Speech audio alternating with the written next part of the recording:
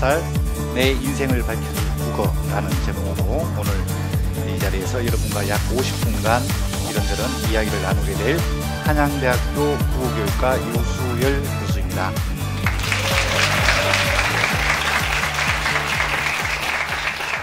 열 19살 참 부러운 나이입니다. 저는 대학 강의실에서 거의 20살 이상의 학생들을 상대하는 직업을 가지고 있는데 19살 제 눈앞에 펼쳐진 그 찬란한 인생을 보니까 오히려 긴장이 되고 당혹스럽기도 해요. 자, 그래서 여러분들에게 제가 드릴 말씀은 국어 공부를 어떻게 할 것인가, 그리고 그 전에 국어 공부를 왜 해야 되는가, 이 주제를 가지고 말씀을 드리려고 합니다. 어떤 구체적인 국어 공부의 방법, 비법 이런 것을 알려줄 만한 능력은 안 돼요. 그런데 여러분들 아마 공부를 하다 보면 왜 이런 공부를 해야 되지 하는 회의를 가질 때가 많이 있을 거라고 생각이 듭니다. 그럴 때 오늘 제가 들려주는 말씀을 곰곰이 한번 생각해 보면 조금이라도 힘을 가지게 되지 않을까 생각됩니다. 자, 여러분들에게 좀 익숙한 장면 하나 보여드릴게요. 자, 여러분들 보이시나요? 네, 지금 현재 쓰이고 있는 국어 교과서는 아닙니다. 네, 여러분들의 선배들이 썼던 교과서들인데, 자, 국어, 굶어, 죽어, 뭐 이런 것들이 있죠. 밑에 보니까 자매편이 있네요. 국사를 굶자로 보고, 그 다음에 저 위에 보니까 국사를 결국 사망, 이런 식으로 낙서를 해놨습니다. 아마 여러분들이 그 공부를 하는 입장에서 이 교과서를 대하는 전형적인 관점이 드러난 게 아닌가 싶어요. 뭔가 처절한 공포 영화의 한 장면 같지 않습니까? 특히 이 오른쪽에 있는 국어책은 보니까 선명한 핏빛 이미지까지도 같이 결합을 시켜서 내면에 담겨 있는 무의식을 분명하게 드러내고 있는 것 같습니다. 한결같이 좀 고통에 찬 목소리가 들립니다. 신음소리, 비명소리 이런 게 막 제 귀에 들려옵니다. 북어처럼 씹어먹고 싶다. 차라리 굶을지언정 국어 공부는 못하겠다. 차라리 죽어나가고 싶다. 국어 공부를 할 바에는. 이런 절망의 목소리가 좀 들리는 것 같습니다. 자, 여러분들이 아마 국어 공부를 하다 보면 이런 생각을 하게 될 겁니다. 이런 저런 아이디어들을 제가 한번 주변에서 취재를 해봤어요. 국어 공부하면 어떤 생각이 드느냐. 그랬더니 국어 공부는 어떻게 하는지를 모르겠다. 해볼 만하다 생각했는데 막상 성적 올리기는 어렵다. 한 학기가 지나고 나면 문학 작품 빼고는 도저히 기억에 남는 게 없다. 그리고 국어가 도대체 공부한다고 성적이 오르기나 하더냐? 마지막 건 좀 충격적이었습니다. 고등학교를 졸업하고 나니 그때서야 시를 읽는 재미가 있더라. 이런 게 있어요. 교실에서 선생님하고 같이 읽은 시는 재미가 없었는데 20살이 넘어서 좀 인생의 묘미를 알고 그때 가서야 국어 공부를 하니까, 시를 읽어보니까, 소설을 읽어보니까, 문학 작품을 읽어보니까 그때서야 정말 재미가 있어지더라 이거죠. 그러면 국어 교실이, 국어 수업이 여러분들을 억압하고 있었다는 이야기가 돼요. 이 굉장히 큰 비극이죠. 자, 그럼 이 비극들이 왜 나왔을까? 이걸 한번 생각해 보자는 겁니다. 그리고 그 근저에는, 그 바닥에는 국어 공부를 어떻게 하는지 모르겠다. 해볼 만하다 생각했는데 성적은 잘 안 오르더라. 그리고 국어 공부는 아무리 해도 잘 안 되더라. 이런 고민들이 사실은 거기에 깔려 있습니다. 왜 그런 생각을 하게 됐을까? 생각 같이 한번 해보죠. 자, 유명한 사람들의 이야기를 좀 따왔습니다. 제가 이 사람들만큼 훌륭하지 않기 때문에 이럴 때 다른 분들의 이야기를 따와서 여러분들에게 그 생각을 같이 한번 공유를 해봤으면 좋겠어요. 한 번쯤은 이름을 들어봤을 법한 그런 유명한 사람들입니다. 철학자 비트겐슈타인이라는 사람입니다. 나의 언어의 한계는 나의 세계의 한계이다, 이런 말을 했어요. 언어의 한계는 세계의 한계이다. 자, 이 말 속에 전제된 명제가 있는데, 이것은 내가 세계를 보기 위해서는, 세상을 보기 위해서는, 인식하기 위해서는 무엇이 반드시 필요하다? 언어가 필요하다는 거거든요. 언어가 없이는 우리는 세상을 볼 수 없다는 겁니다. 눈만 가지고 세상을 볼 수는 있어요. 눈만 있어도 세상은 얼마든지 볼 수 있습니다. 그런데 그것은 개나 돼지도 세상을 보는 거죠. 그러면 인간이 개나 돼지하고는 달라야 되잖아요. 개나 돼지가 세상을 보는 그 경지하고 인간이 세상을 보는 경지는 달라야 되잖아요. 혹시 갖고 싶으신가요? 개나 돼지의 수준으로 세상을 보고 싶은가요? 그건 아니죠. 이때 본다는 것은, 이 세상을 본다는 것은 그냥 시각에, 내 망막에 세계의 상이 맺힌다 이런 뜻이 아니고 세상을 인식한다는 뜻이죠. 그 세상을 해석한다는 뜻이고 세상을 평가한다는 뜻이고 바로 그런 겁니다. 그러기 위해서 필요한 게, 필연적으로 필요한 것이 바로 언어다라는 이야기를 할 수 있습니다. 자, 이 말은 사실은 사고, 생각, 인간의 생각, 인간의 사고, 이게 필연적으로 언어를 통해서, 언어를 매개로 이루어진다는 것이고, 그 언어가 어떤 한계를 가지고 있으면 내가 결국 세상을 보는 눈도 한계가 있다라는 이야기가 돼요.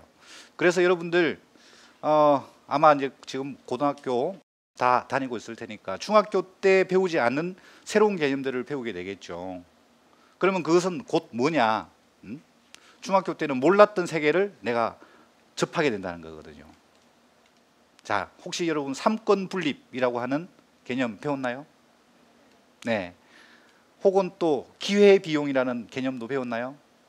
네. 여기 오신 분들은 다 모범생들 같은데, 자, 그 개념을 모를 때의 세상하고 그 개념을 익히고 났을 때의 세상, 그건 다른 거죠. 달라야 되는 거죠. 그겁니다. 그 다음, 사람은 교육받은 수준만큼만 궁금해한다, 이런 말이 있어요. 루소. 이분도 유명하죠. 혹시 어떤 책을 썼는지 알고 계십니까? 에밀. 네, 그렇습니다. 교육 철학자인데 사람은 교육받은 수준만큼만 궁금해한다, 이겁니다. 자, 궁금해한다고 하는 것은 다른 말로 질문을 갖는다는 거죠. 알고 싶어하는 거죠. 알고 싶어하는 거. 근데 교육받은 수준만큼만 궁금해한다라는 것은 뭐냐 하면 자기가 아는 만큼 궁금해한다, 이런 뜻도 돼요. 자기가 알면 알수록 사실은 자기가 뭘 모르는지를 알게 됩니다. 이게 교육의 역설이거든요. 그러니까 진짜 진정한 교육은 뭔가를 많이 알려주는 게 아니라, 많이 알게 되는 게 아니라 무엇을 모르는지를 알게 되는 것, 바로 그게 진정한 교육입니다. 그러니까 여러분들이 수업 시간에 뭔가를 알았다라고 느낌표 하나 딱 들고 나왔다고 해서 너무 기뻐할 필요 없습니다. 그래서 또 그래서 어쩌자는 거지? 라고 하면서 그 느낌표 뒤에 있는, 느낌표 너머에 있는 물음표 하나쯤 가지고 나와야 진정한 수업의 보람이 오게 된다는 겁니다. 자, 교육받은 수준만큼만 궁금해한다라는 말, 그 이면에 숨어있는 뜻을 한번 다시 되새겨 보시기 바랍니다. 우리 집에 짐승도 아니고 인간도 아닌 생명체가 하나 살고 있어요. 중학교 3학년짜리 있습니다. 어느 날 방정식 문제를 풀다가 저한테 가져왔습니다. 잘 안 풀리니까 아빠의 도움을 받아서 한번 풀어보고 싶었던 거죠. 기특합니다. 근데 제가 방정식 공부를 놓은 지 무릇 거의 30년 정도 되니까 도저히 제가 수준에서 풀 수 없는 문제였어요. 근데 아빠의 이신이 있으니까 차마 말을 못하고 답을 알려주지 못했으니까 좀 체면 손상이 됐죠. 그랬더니 아들이 하는 말이, 도대체 이건 왜 배우지? 이렇게 물어요. 아빠는 졸업하고 나서 한번 써먹어 보지도 못했는데 왜 이런 걸 학교에서 배웠지? 그리고 지금도 왜 그 방정식을 가르치고 있지? 그리고 우리는 왜 이 방정식을 앞으로도 영원히 써먹을 기회가 없을 것 같은데 왜 배우고 있지? 이 질문을 저한테 해요. 그래서 제가 그렇게 대답했습니다. 아까 개나 돼지 이야기를 했었는데, 개나 돼지가 방정식 배우는 거 봤어? 이 이야기를 했어요. 그건 달리 말하면 개나 돼지가 질문하는 거 봤어? 이것이기도 해요. 개나 돼지는 질문을 하지 않는다. 오직 개나 돼지는 배가 부르면 그걸로 끝입니다. 모든 행복을 다 가졌다고 생각을 해요. 근데 우리는 배 부른 것, 등 따순 것, 이거 말고 또 무한한 욕망이 있잖아요. 그죠? 그게 뭐냐? 알고 싶어 하는 욕망이거든요. 무엇인가를 알고 싶어 해요. 근데 교육은 그 알고 싶은 데 대해서 어떤 답을 주는 게 아니라 답 너머에 있는 또 다른 질문을 이끌어내는 것, 이게 진정한 교육의 힘이라는 겁니다. 자, 하나 더 보겠습니다. 좀 깁니다. 읽어볼게요. 교육이란 세부 사항들을 모두 잊어버리고 난 뒤에 남는 그 무엇이다. 화학을 배운 뒤에 그 세부 사항들을 모두 잊어버렸다 하더라도 거기에는 무엇인가 남는 것이 있다. 무엇이? 그것은 화학을 배운 사람만이 알 수 있다.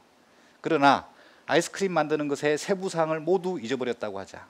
무엇이 남을 것인가? 이렇게 되어 있습니다. 무슨 뜻인지 대충 짐작이 가시나요? 자, 학교에서는 아이스크림 만드는 법을 가르치지 않습니다. 근데 여러분들은 누구나 한 번쯤은 아이스크림을 먹어봤을 것이고, 또 조금 더 욕심이 있다면 아이스크림을 직접 만들어 먹어보기도 했을 거라고 생각이 들어요. 근데 학교에서는 어떻게 하면 맛있는 아이스크림을 만들 수 있을까? 여기에 대해서는 절대로 답을 주지 않습니다. 가르쳐 주지 않습니다. 근데 화학은 가르치죠. 화학. 여러분들 그 원소기호, 그리고 그 화학 부호 아시죠? 뭐 육각형 모양으로 된 거 있죠. 저도 그냥 기억에 가물가물한데. 자, 이건 무슨 뜻이냐 하면은 학교에서는 실제로 우리가 일상생활에서 필요한 어떤 기술들, 이것을 가르쳐 주진 않는다는 겁니다. 그래서 종종 여러분들 아마 그런 회의를 하게 될 겁니다. 아까 방정식 이야기를 했습니다만은 도대체 그 방정식을 가지고 어떤 직업을 갖지 않는 사람이라면 평생 가도 써먹지 않을 방정식을 왜 그렇게 열심히 가르치는가? 방정식뿐이겠습니까? 미분, 적분, 함수, 이런 거 잔뜩 가르치잖아요. 마찬가지입니다. 국어에서 뭘 가르치죠? 써먹지 못하는 지식을 가르칩니다. 문학 작품 몰라도 상관없어요. 우리가 살아가는데 전혀 상관없습니다. 그런데 문학 작품을 가르칩니다. 국사 100년 전, 200년 전, 심지어 1000년 전 역사도 우리가 가르치고 배우고 있죠. 그거 몰라도 우리가 살아가는데 전혀 지장이 없거든요. 정작 우리한테 필요한 기술이란 건 뭐냐면은, 여러분들 이제 조만간 운전을 하게 되겠죠. 운전면허를 받게 되겠죠. 따게 되겠죠. 차라리 전 국민이 거의 다 가지게 되는 운전면허증, 그걸 학교에서 가르치면 얼마나 좋을까? 이런 생각 혹시 안 해보셨습니까? 아무도 안 해보셨는 모양이네요. 운전면허 학교 운동장에다가 T자, S자 이런 모양 만들어 놓고 운전 가르쳐 주면 얼마나 좋을까? 그런 생각 안 해보셨습니까? 너무 또 모범생들이라서 그런 모양인데. 자, 학교에서는 그런 기술을 가르치지 않아요. 근데 정작 학교에서는 정말 쓸모없는 지식을 가르칩니다. 아까 말씀드린 그런 수학적인 개념들, 화학 기호들, 그다음 물리에 오면은 뭐 빛의 직진 원리 이런 거 가르치죠. 그죠? 그리고 지구로부터 몇십억 강년 떨어진 그 우주에 어떤 별이 있는지 이런 거 가르쳐요. 그건 몰라도 사실 상관없잖아요. 근데 왜 가르치냐 이겁니다. 여기에 그 답이 있습니다. 아이스크림 만드는 것의 세부사항을 모두 잊어버렸다고 하자 무엇이 남을 것인가? 아무것도 남는 게 없다는 겁니다. 그런데 화학의 세계에 이런 게 있다. 우리 인간의 눈에 보이지 않는 원자의 세계에 이런 것이 있다. 우리 인간의 눈에 보이지 않는 저 우주에 이런 것들이 있다 라는 것을 우리가 안다는 것, 이게 굉장히 위대한 인간의 승리거든요. 개나 돼지나 닭과 구별되는, 오직 인간만 할 수 있는 일, 인간이기 때문에 궁금해하는 거고, 인간이기 때문에 그 답을 찾아내려고 무진장 많은 애를 쓰는 것이고, 우리가 학교에서 하는 공부는 사실은 바로 그런 겁니다. 무엇인가 쓸모를 위해서 배우고 가르치고 하는 게 아니라는 것. 몰라도 상관없어요.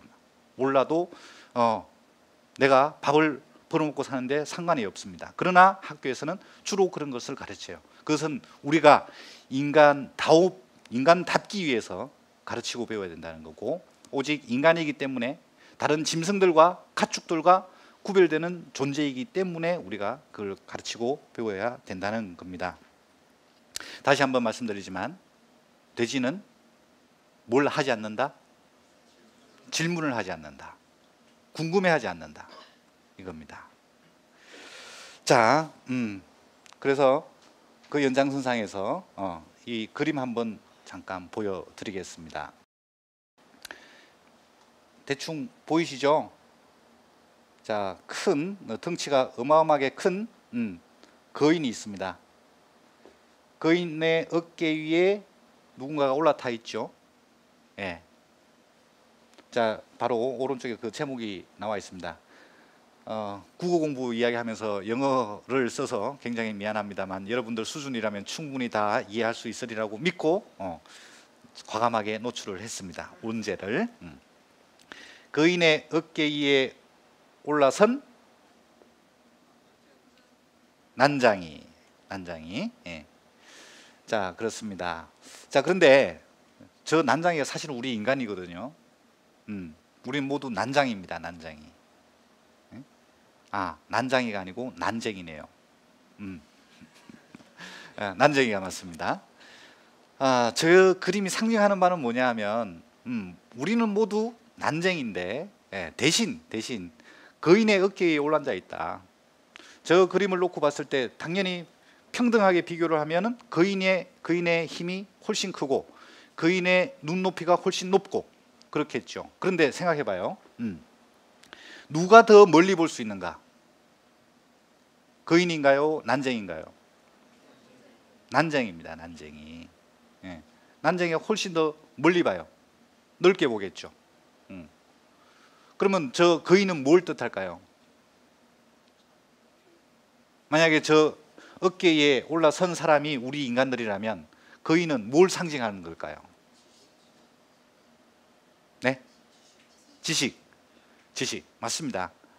우리 인류가 이 지구상에 나타나서 현재까지 그 역사를 갖고 오면서 만들어낸, 산출한, 생산한 그 모든 지식의 총체, 이건 거죠.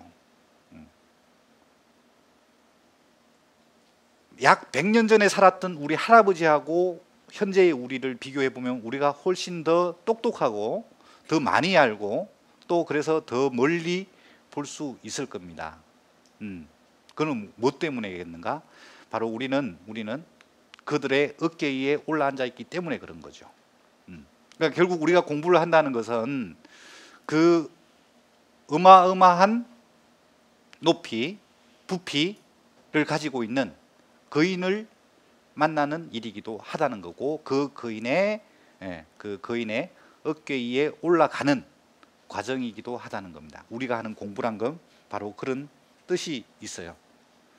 여러분들이 교실에서 교과서를 가지고 공부를 하죠. 교과서를 가지고 합니다. 그리고 누가 또 그 수업을 이끌어 주죠? 선생님입니다. 선생님. 사실은 교과서 자체가 하나의 선생님이기도 해요. 왜? 선생이라는 말은 먼저, 선자, 날생자, 먼저 태어났다라는 뜻이거든요. 먼저 태어났기 때문에 먼저 익힌 사람이고, 먼저 익혀서 또 뒤에 오는 후손들한테, 후배들한테 그걸 또 알려주는 역할을 맡고 있는 사람입니다. 그러니까 말하자면 이 세상에 나와 있는 모든 책들, 모든 지식들, 그 모든 것들이 우리의 선생님이 되는 겁니다. 우리의 선생님. 바로 그 의미를 담고 있는 그림이라고 할 수 있습니다. 그래서 여러분들은 뉴턴이라고 하는 아주 유명한 과학자 아시죠? 그분이 이렇게 이야기를 했어요. 만약에 내가 더 멀리 볼 수 있다면 그거는 무엇 때문이다? 그것은 오직 거인의 어깨 위에 올라서 있기 때문이다 라고 하는 겁니다. 말하자면 뉴턴이라는 사람이 뭐 기원전 10년쯤에 태어났다. 그러면 감히 그 위대한 과학적 발견을 할 수 없었을 거라는 거죠. 뉴턴이 딱 그 시기에 나타났기 때문에 그 시기에 어울리는, 그 시기가 뒷받침해주는 과학적 발견을 할 수 있었다는 그런 뜻이 되는 겁니다. 다시 한번 말씀드리자면 결국 우리가 공부를 한다는 것은 무엇인가를 써먹기 위해서, 현실 생활에서, 일상생활에서 반드시 써먹기 위해서 하는 것은 절대 아니다. 우리는 그냥 알고 싶기 때문에 그 지적 욕구를 충족시키려고 하는 거고, 그걸 바탕으로 또 다른 질문을 갖기 위해서 공부를 하는 것이다. 이렇게 이해를 하시면 되겠습니다. 자, 그래서 여러분들에게 아주 신선한 바람과 함께 찾아온 그림 하나를 보여드릴게요. 일단 어떤 문구가 쓰여져 있는지, 전에 이게 어디에 걸려 있는지 혹시 아십니까? 다 아시네요. 광화문에 가면 그 어떤 빌딩에 주기적으로 그 글판이 새로 올라갑니다. 이번 가을에 새로 올라간 글귀라고 그래서 제가 가져왔습니다. 오늘 우리 강의 주제에 딱 맞기도 하고 해서 가져왔는데 한번 같이 읽어볼까요? 보이나요? 네, 자 시작. 이 우주가 우리에게 준 두 가지 선물, 사랑하는 힘과 질문하는 능력. 네, 좋습니다. 이 우주가 우리에게 준 두 가지 선물, 사랑하는 힘과 질문하는 능력. 힘과 능력 결국 같은 뜻인데, 사랑하는 힘, 질문하는 능력, 이겁니다. 결국 사실은 우리가 무엇인가를 배운다, 무엇인가를 새로 알아간다, 또 그걸 바탕으로 새로운 질문을 갖는다, 또 무엇인가에 대해서 궁금해한다 라고 하는 것은 이 우주가 인간에게만 내려준 권능 같은 겁니다. 절대적인 권리 같은 거죠. 인간의 권리 같은 것. 우리는 의무를 가지고 의무감으로 공부를 한다고 하지만 사실은 우리의 권리를 행사하는 일입니다. 권리를 행사하는 건데 행복해야죠. 근데 여러분 공부하다가 행복을 느낀 적 별로 없으시죠? 아까 잠깐 처음에 나왔던 여러 가지 반응대로 도대체 어떻게 공부를 해야 될지 모르겠다. 오히려 학교를 졸업하고 나니까 그때서야 재미를 알겠다 라고 하는 식으로 지금 교실에 갇혀서, 학교 안에 갇혀서 느끼는 억압들, 이것들이 바로 여러분들의 그 괴로움이겠죠. 그러나 그것은 여러분들이 도대체 이걸 왜 해야 되는지 모르겠다, 여기에 대한 답을 몰랐을 때 그런 괴로움을 당했을 거라고 생각이 들고, 방금 말씀드린 대로 좀 추상적이긴 하지만 이것은 인간으로서 내가 누려야 될, 행사해야 될 당연한 권리다, 이렇게 생각하면 공부에 다가가서는 발걸음이 한층 더 가볍지 않을까, 그런 기대를 해요. 자, 이 구절은 메리 올리버라는 어떤 시인이 쓴 산문집에 있는 구절이라고 그럽니다. 그래서 결론적으로 말하자면 우리가 국어 공부를 하는 가장 근본적인 이유는 뭐냐? 인간은 인간답기 위해서 사고를 한다. 근데 그 사고는 무엇을 통해서 하느냐? 언어를 통해서 한다. 국어 공부는 언어로 생각하는 힘을 기르는 것이다. 이런 결론에 도달하게 됩니다. 그래서 언어 능력이 뛰어난 사람은 섬세하게 생각할 줄 알고요. 또 풍성하게, 사고가 풍성합니다. 사고가 풍성해요. 유창합니다. 이런 생각 저런 생각 다양하게 할 수 있어요. 그 다음에 또 정확하게 사고를 합니다. 정확하게. 바로 이런 미덕들이 있어요. 그래서 여러분들 혹시 그 영화 같은 데 보면 그 아주 덩치 있는 그 조폭 아저씨들이 여기에 뭐라고 새겨 놓고 있죠? 착하게 살자 이렇게 적어 놓고 있는 거 보셨죠? 자, 그렇다면 여러분들 국어 공부를 하는 우리들은 뭐 명시적으로 새길 수는 없다고 하더라도 어떻게 새겨야 될까요? 착하게 살자? 그거는 그쪽 동네 아저씨들한테 맡기고, 네, 우리는 생각 좀 하며 살자 이렇게 새겼으면 좋겠어요. 생각하며 살자. 생각하며 살기 위해서 국어 공부를 하는 것이다. 사실은 국어 공부만이 아니라 모든 공부는 생각하는 그 힘을 기르기 위해서 하는 겁니다. 계속 방정식 이야기를 해서 미안하지만 방정식은 어떤 문제 사태를 해결하기 위해서 우리가 배우는 게 아니고 내가 머릿속에서 생각하기 위해서 하는 겁니다. 현실 세계에 없는 질서를 우리가 그 방정식을 통해서 알 수 있는 거거든요. 현실 세계에서는 마이너스 세계가 없죠. 마이너스 세계가 없어요.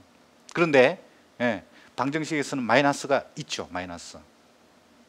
없는 현실에 존재하지 않는 세계를 생각하는 힘, 상상하는 힘, 그게 우리가 공부를 하는 이유다라는 거고, 수학은 수를 가지고 생각하는 거지만 국어는 언어를 가지고 생각하는 힘을 기르는 것이다.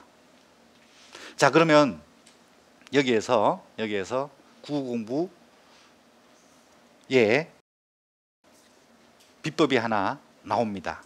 그거는 잠깐 미뤄두고 이제 여러분들이 국어 공부를 할 수 있는 능력을 가지고 있는지 그렇지 않은지 한번 테스트를 해보겠습니다. 시험 문제입니다. 자, 사랑한다의 반대말은 크게 관심 없다. 예, 맞습니다. 또 답이 하나만 있는 건 아닙니다. 잘 안 들리네요. 싫어한다. 예, 관심 없다. 싫어한다. 또 사랑하지 않는다. 또 미워하다. 네, 자, 이 답들도 다 맞습니다. 사전에 따르면 다 맞아요. 사전에 따르면 다 맞는 말입니다. 국어사전에 따르면. 그런데 제가 준비한 정답은 사랑했다. 사랑했다. 아닌가요? 사랑한다의 반대말 사랑했다. 성립되지 않나요? 성립되죠? 사랑했다. 과거입니다. 과거형. 과거 시제죠. 사랑한다는 현재 시제입니다. 그럼 지금 사랑하지 않는다는 뜻이잖아요. 사랑했다라는 말은.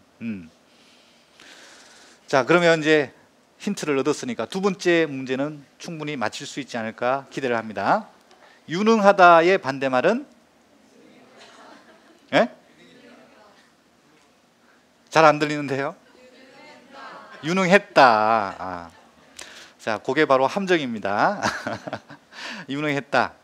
과거형, 현재형, 그 대립으로 이어지는 답을 원한 게 아니었고, 자, 여기서는 그 사람은 굉장히 유능해. 그러면 다른 사람은 상대적으로 무능하다는 뜻이겠죠. 그런데 그 사람에 대해서 우리는 무능하다고 노골적으로 이야기할 수 없잖아요. 그럴 경우에 그 사람한테 어떻게 평가를 할 수 있나요? 그 사람에 대해서? 잘 못 들었습니다. 쓸만하다. 살짝 통하는데, 제가 준비한 답은 이겁니다. 능력을 숨기고 있다. 혹은 능력이 숨겨져 있다. 이 대답을 제가 나름대로 준비를 해봤어요.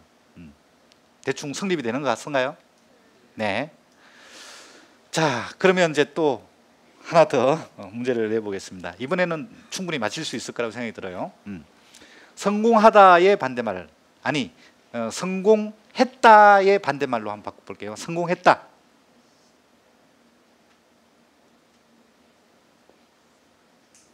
실패했다? 이건 당연히 제가 원하는 답이 아니라는 거 알겠죠? 성공할 것이다. 예, 성공할 것이다. 거의 가깝습니다. 예. 성공하겠다. 그렇습니다.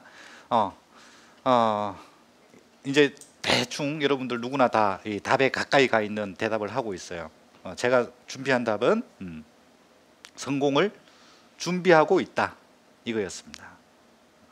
자, 여러분들 혹시 시험에 실패하더라도 실패했다고 생각하지 말고 나는 성공을 준비하고 있어 이렇게 생각을 하시면 좋겠어요.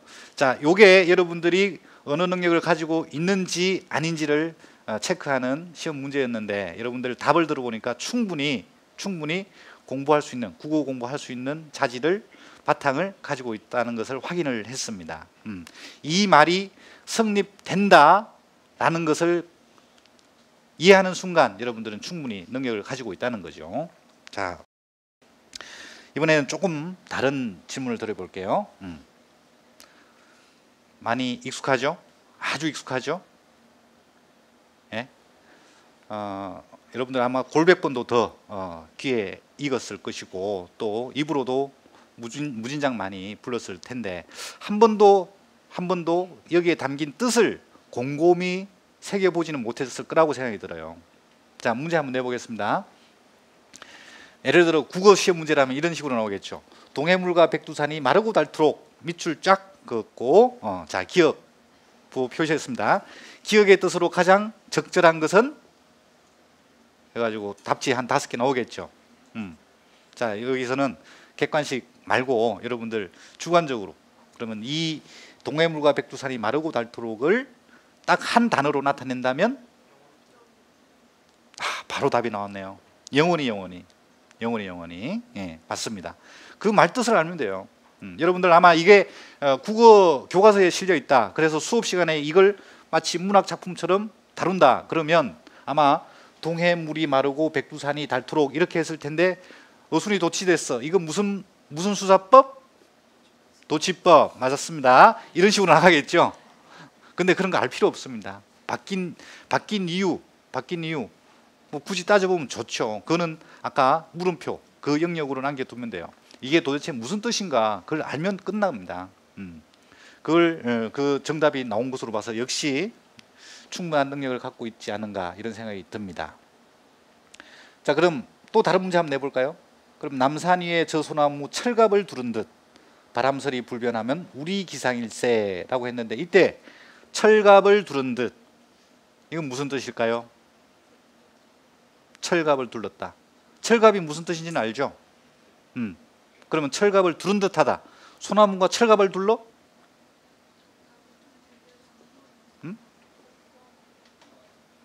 네. 그 밑에 사실은 답이 함축되어 있습니다. 바람설이 불변하면 그러니까 바람과 서리에도 불변한다. 변하지 않는다. 이런 뜻이거든요.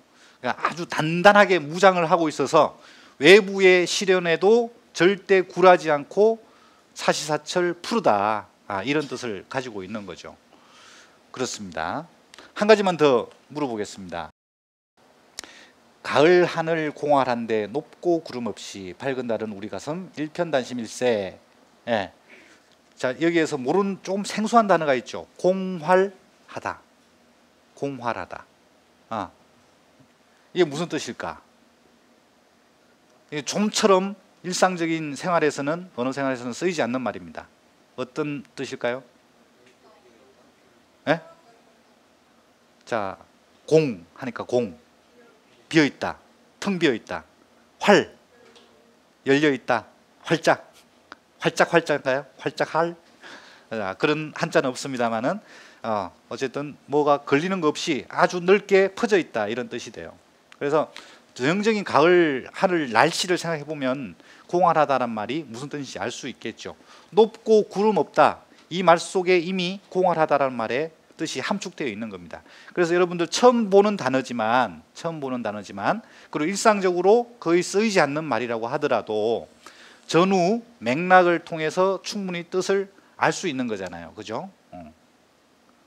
이게 바로 국어 능력인 겁니다. 국어 능력. 국어 능력은 외국어와 달리 우리 모국어로 쓰는 국어 능력은 전후 맥락을 통해서 충분히 뜻을 알아낼 수가 있어요.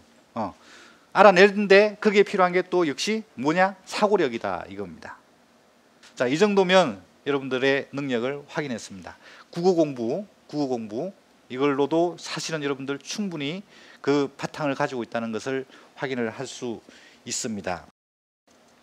자, 그래서 여러분들에게 가장 초미의 관심사라고 할 수 있는 수능 문제를 한번 가져왔습니다. 작년에 여러분 선배들이 치렀던 시험입니다. 국어 문제가 아니고 한국사 문제입니다. 한국사. 자, 다음과 같은 대화를 나눴을 당시의 사회 상황으로 옳지 않은 것은 선비처럼 생긴 분이 이렇게 이야기합니다. 서울도 우리와 마찬가지로 몇백 년 동안 벼슬길이 제한되어 있었는데 근래에는 성문원의 청료직에도 임용될 길이 열렸다던군 이렇게 했습니다. 그래서 우리 중인만 차별받는군 여럿이 모여 온통함을 호소하러 가세. 이런 대화가 나왔을 당시의 사회 상황으로 옳지 않은 것. 자, 여러분들 여기 좀 모르는 용어들이 좀 있죠. 예를 들어 서울, 아예 낯선 단어는 아니죠. 어떤 작품하고 연결되어 있죠. 홍길동전, 적서차별, 철폐를 부르짖으며 나왔던 작품이 있죠. 자, 거기에 적서차별할 때 서자가 이 서를 뜻하는 겁니다. 적자와 서자. 그리고 승문원, 이거는 뭐 전문적인 어떤 기관 같은데 무슨 일을 하는지 사실은 몰라도 돼요. 찾아보니까 외교문서 작성을 담당하는 기관이라고 하는데, 아무튼 그전에는 벼슬길이 막혀있던 서울들이 이제 승문원 정도의 기관에서 일을 할 수 있는 길이 열렸다라는 이야기고, 그럼에도 불구하고 중인들은 여전히 차별받는다. 서울들은 그래도 반양반이거든요. 그래서 이 뜻은 뭐 이것저것 찾아보면 충분히 알 수가 있어요. 근데 문제는 도대체 서울들이 승문원의 벼슬 자리를 차지할 수 있었던 것이 언제부터인지를 알지 못하는 한은 이 문제는 도저히 풀 수가 없습니다. 그렇잖아요. 그게 언제, 정확하게 말하면 몇 년도에 이런 일이 있었는지를 알아야 이 문제를 풀 수가 있어요. 어떤 사실에 대한 지식인 거죠. 사실에 대한 지식. 역사적 사실에 대한 지식. 그런가 하면 이거는 또 물리 문제입니다. 물리 문제. 예. 하이패스의 원리에 대한 그런 문제인데요. 그래서 이에 대한 설명으로 옳은 것만을 보기 위해서 있는 대로 고른 것은 해가지고 밑에 답지는 지금 날아갔습니다. 1번부터 5번까지 있어요. 어떤 거는 기억, 어떤 건 니언, 어떤 거는 기억 니언, 어떤 거는 기억 디귿, 뭐 이런 식으로 답지가 구성되어 있는데, 자, 이것도 답을 알기 위해서는 가령 가시광선이 무엇인지, 예? 그 다음에 공명진동수가 뭔지 이런 걸 알아야 풀 수가 있습니다. 근데 이건 우리가 일상적인 언어 생활에서 쓰지 않는 용어들이잖아요. 그죠? 아까 국사 문제, 한국사 문제는 역사적 사실에 대한 지식이 있어야 풀릴 수 있는 문제였어요. 근데 이거는 역사적 지식이 아니라, 사실적 지식이 아니라 어떤 개념적 지식이 필요한 거죠. 그리고 이 답의 결정적인 단서는 이 시험지 바깥에 있습니다. 교과서에 있고 대학의 전공 서적에 있고 그리고 수험생의 머릿속에 있어요. 답의 결정적인 단서는. 머릿속에 어떤 배경 지식이 사실적 지식이든 개념적 지식이든 이런 게 없이는 도저히 해결 불가능한 겁니다. 물론 확률은 있죠. 몇 퍼센트? 정답을 맞힐 수 있는 확률 몇 퍼센트?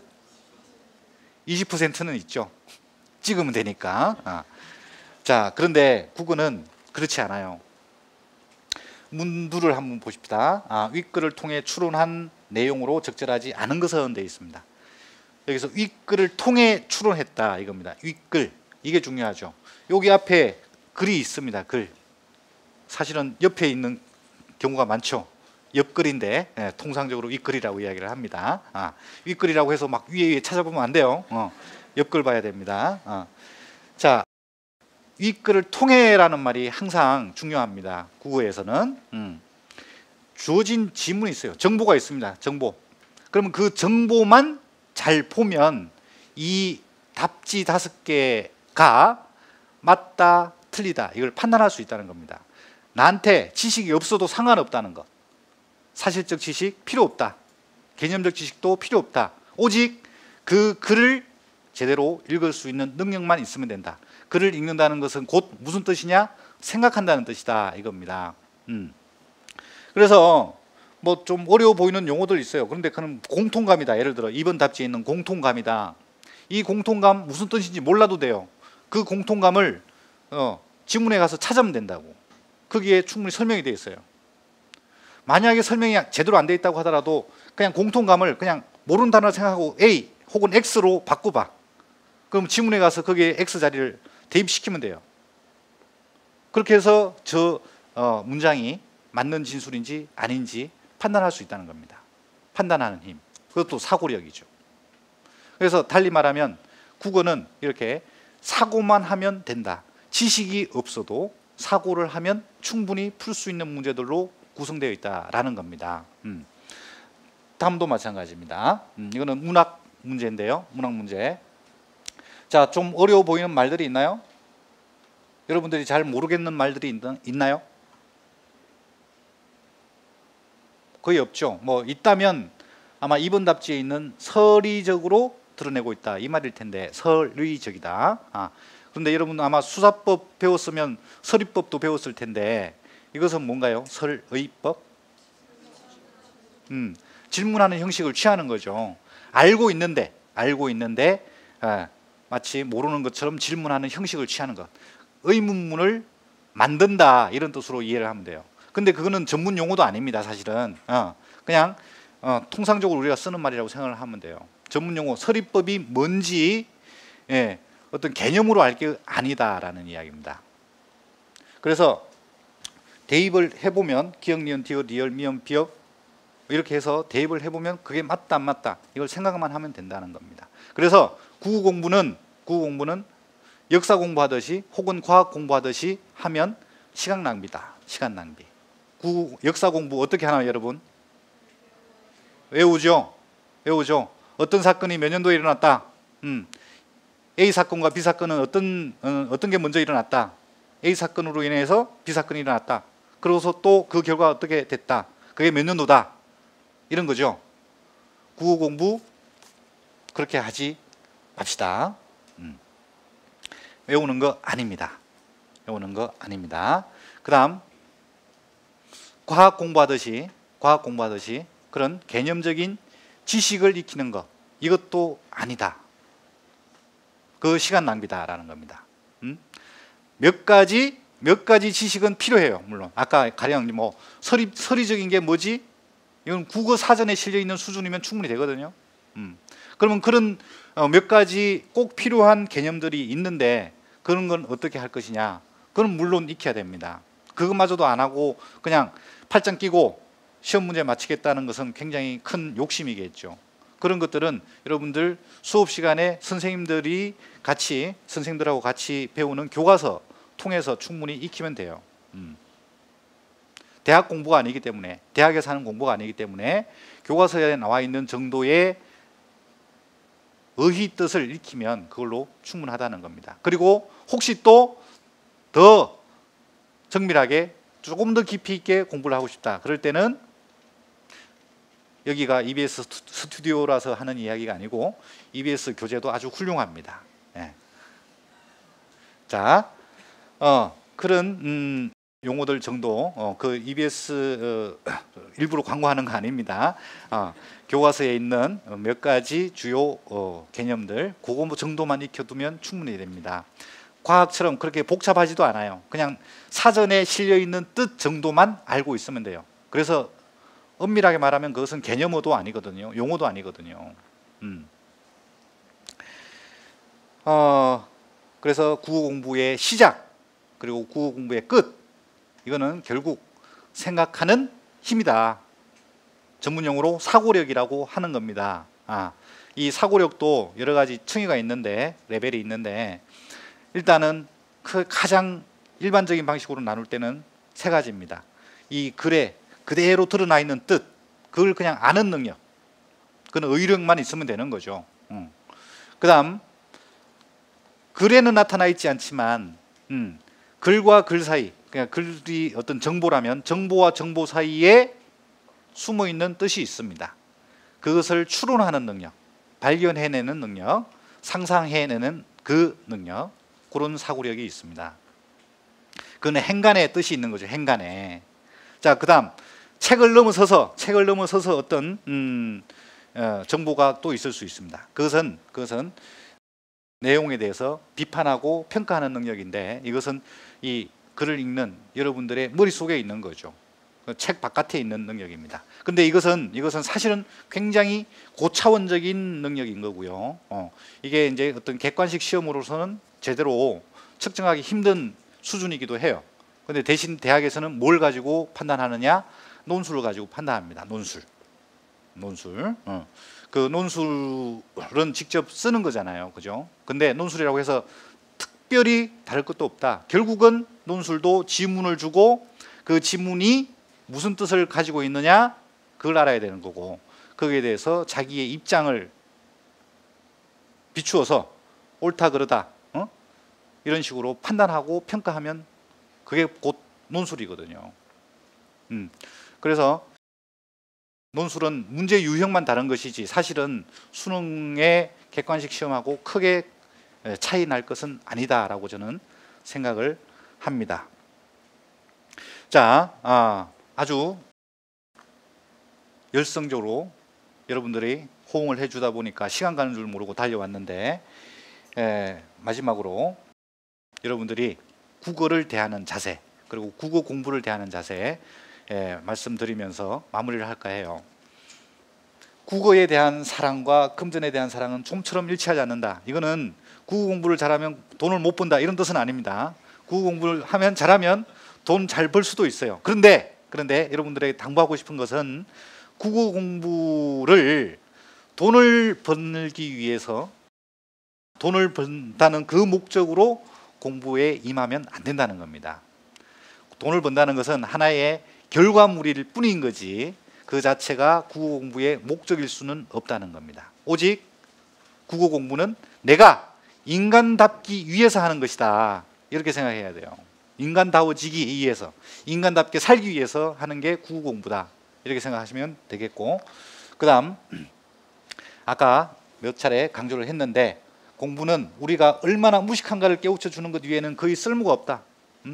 오직 유일한 쓸모라면 내가 얼마나 무식한지를 알게 해주는 것, 이게 공부의 역설이다라고 다시 한번 강조를 합니다. 그 다음 이왕 하는 공부라면 좀 더 즐겁게 했으면 좋겠어요. 우리가 알 수는 있는데 아는 것으로 끝나면 안 되거든요. 좋아해야 되고, 좋아하기 위해서는 사실은 알아야 돼요. 좋아하기 위해서는 알아야 됩니다. 근데 어떤 대상에 대해서 가장 최고의 경지, 어떤 대상에 대한 태도에서 최고의 경지는 뭐냐? 그것을 즐거워하는 거죠. 즐기는 거죠. 그래서 국어 공부도 즐겁게 하면, 즐기면서 하면 자연스럽게 좋아질 것이고, 좋아지다 보면은 더 많이 알게 될 것이고, 알게 되면 또 무엇인가가 궁금해져서 더 알고 싶어질 것이고, 이러면서 점점 여러분들의 국어 능력, 사고하는 능력, 이것이 자연스럽게 성장해 가지 않을까, 그런 기대를 합니다. 네, 다시 한번 여러분들 50분간 아주 열심히 경청해 주시고 호응을 해 주셔서 감사드립니다. 이상으로 강의를 마치겠습니다.